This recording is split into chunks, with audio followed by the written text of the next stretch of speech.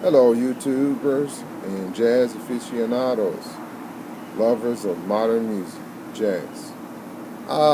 This is my story time. I'm telling you kind of a little bit about me and where I come from and how I ended up on the saxophone.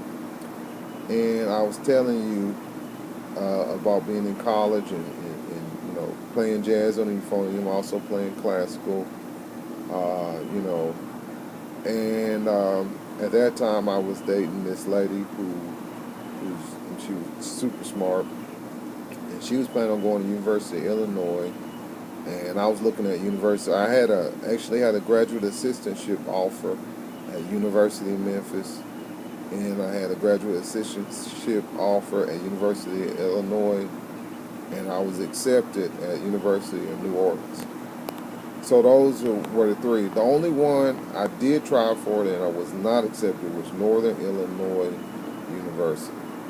And now that I've heard stories about University of Northern Illinois, and I would agree, I didn't deserve to be in there because those cats were at a higher level, So when I was doing my graduate degree, and not saying UNO didn't know what they were doing because they did. They were going to place me on conditional status based on it, me taking a whole lot of different classes, that they feel I needed. And so I chose U of I because the lady that I was dating at that time, she went there, and I wanted to kind of keep close to her. So I ended up going to U of I, and I played euphonium in the third jazz band.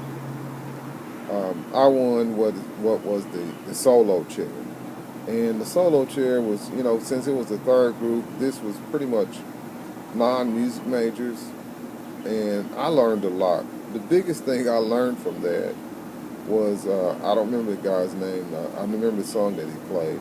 He played a song called Chelsea's Bridge, and I know a lot of you know what that is. That's that Ben Webster tune that he played with the Ellington Band.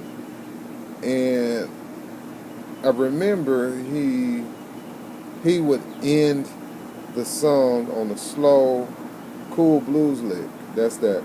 He did something like Billy, and the band would play the chord. That'd be ba, and then he said Billy over the ram, ba ba do do do do. And all this time, I kept that lick when I went to University of Illinois in my head, and I learned how to play that lick in all keys, even though it's from his tune Cool Blues, Charlie Parker song. So that's one thing. That's probably the biggest thing. I remember. I remember studying under. They called him Schaub, Thomas Wordle, and also, man, I just had his name. Vern Seelert.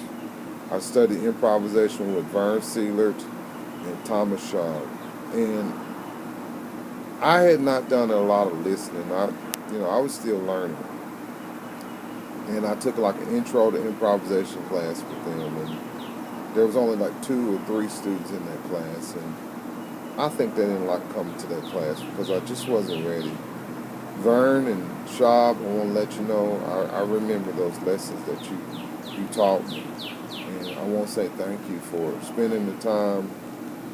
It was just me, and it was like 3 other people in there who played in there, and they were just Vern Seeler. He went to North Texas, and so did Thomas Schaub Wordle. So they just had a higher standard. I, I I don't know. I think they had a hard time, putting the cookies down on the bottom shelf for someone like me who was really classically trying and just was just kind of going on, on just the feeling. And so I didn't have the technique to pull off some of the things they wanted us to do. So anyway, if I had to go back again, I would put more into that class. But my major was music education, and I went there from 1999, fall of 1999, and in 2000, and I got to finish with mine. my second semester, I decided I would study abroad. And before I get to that, I want to let you know that they looked at my transcript, and I took woodwind methods, but it was like, here's a clarinet. All right, give me that. Okay, here's a flute. All right, here's a bassoon. That's how my woodwind methods was. It was only, I won't say it was only a semester or 2 semesters. It was only a semester. That's what it was. And University of Illinois faculty felt like that wasn't enough time. So they required me to take another, woodwind methods class. And I don't know if you know anything about University of Illinois, but they are known for a rigorous music program. And I'm not against rigor. I love rigor. But the issue with this is it's embarrassing to be a graduate student in the class with undergraduates who can, outplay you. I know that sounds vain and everything. Now I realize it was kind of silly, but I didn't want to sit in there with the undergraduates. I just didn't want to do that. So I talked to one of the graduate assistants. His name was Scotty Stepp. I have a smile on my face when I think about him because I was kind of complaining. His office was right next to mine, and he said, well, what do you want to do? I said, I'd always want to play saxophone. And he said, well, just go buy you one. And I kept hemming and hawing and having all these excuses. He said, dude, how much do you have in your account? Which is a weird question. I should have known right then it was a setup.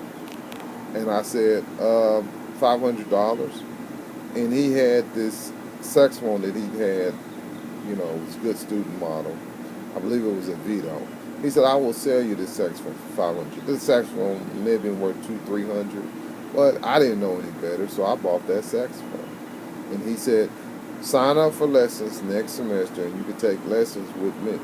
So I took lessons with him for a semester, and now this gentleman, Scotty Stepp, he's teaching saxophone at the, I want to say DePauw, I think it's P-A-W-E, I believe that's how you pronounce it.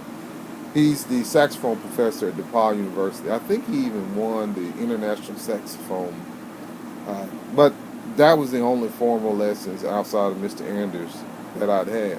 So I studied with him for 1 year. And I remember it was a big thing because he was getting on me about not using side B flat. I used bis B flat. I didn't know any better because that's all. And he was like, "You've got to use that side B flat." And he had me, playing chromatics and everything to emphasize that point, and had me doing trills and whatnot. And I just remember he was good. Now I still predominantly use Bisky.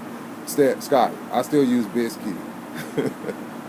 Sometimes I use a side for a chromatic passage or something, or when I'm playing with the B major scale, I use the side. But pretty much I use Bisky.